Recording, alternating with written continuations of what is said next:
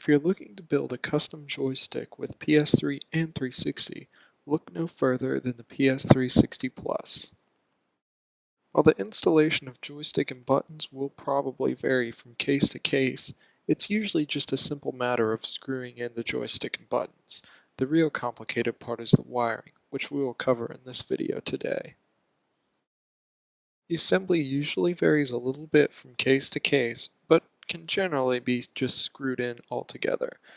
Now we're ready to install our custom joystick PCB. The first thing I do is I find a good spot to just place my PS360 Plus.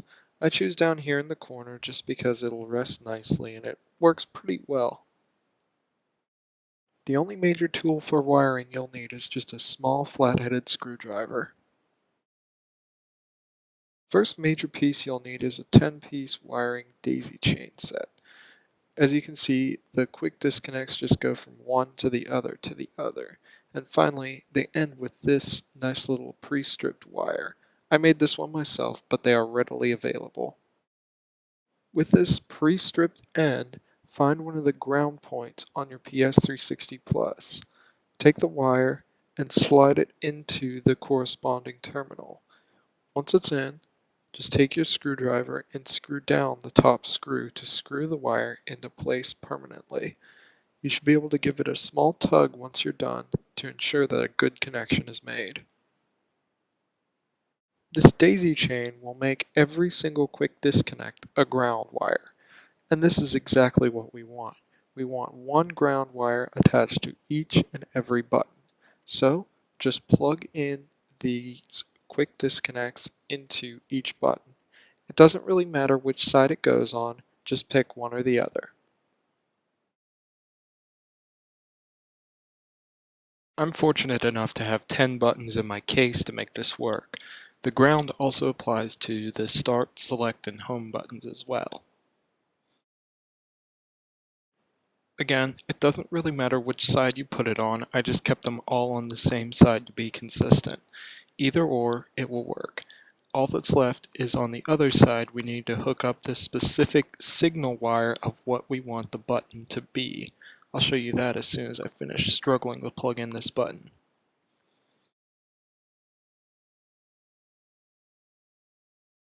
Now I'm just going to crimp on some quick disconnects to my wire. You will have to crimp these twice.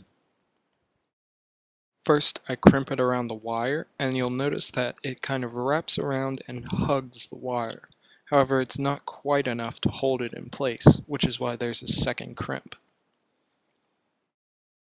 And then I'll have the second crimp to firmly hold the quick disconnect in place. Once the two are both crimped, I have a vinyl sleeve already on the wire that I just slip around the edge of the quick disconnect. Now you can just take the 1P screw terminal and screw in the exposed wire. If you buy these, they'll already be cut and stripped for you. So slide it in just like we did with the ground, and then screw down the wire into place. Once it's secure, we're ready to connect it to the other side of the button, and this will go to the first punch for 1P. Once the first punch is firmly connected to the PS360 Plus, you're ready to plug it into the other side of the button. Now this may look like the third punch, but remember we're on the inside of the case, so the direction is reversed. Now, just repeat this process for every single one of the punch and kick buttons.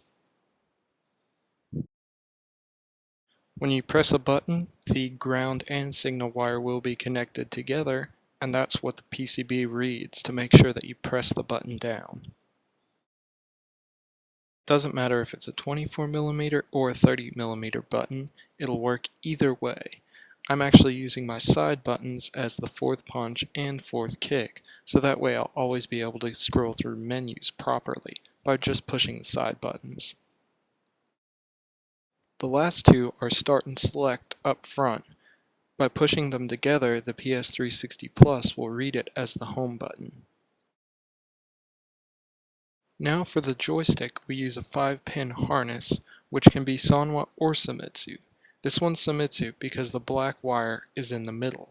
If the black wire is on the edge, then the wiring harness will be a Sanwa harness. Then, look at the orientation of your pins on your joystick harness. The recommended way is to have the pins facing away from the buttons. However, you can use whichever orientation you like. This is just the easiest way. Once you have this in mind, plug in your joystick harness. It should hold pretty securely and hook into place. Your harness is plugged in, find the ground, and this will go to the orange wire on the outside. If you're using a Sanwa harness, this will be the black wire.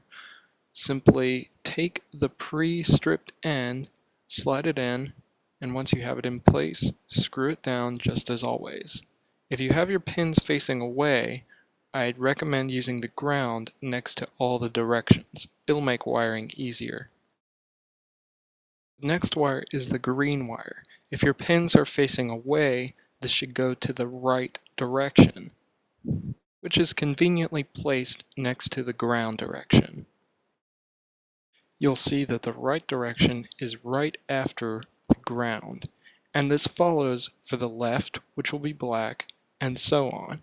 Just go down each set of harness wires and the PS360 Plus. Once you have all these wires screwed down, you're ready to install your USB cable for PS3 and 360 functionality. Before I plug in the USB cable, I tie a knot in it to ensure that any shock on the USB cable won't tear at the PS360 Plus and will instead go to the knot.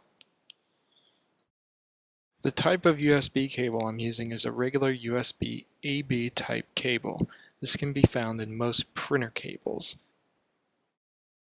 Once I have a knot leading out of the case, I take my B end of the USB cable and just plug it into the PS360 Plus.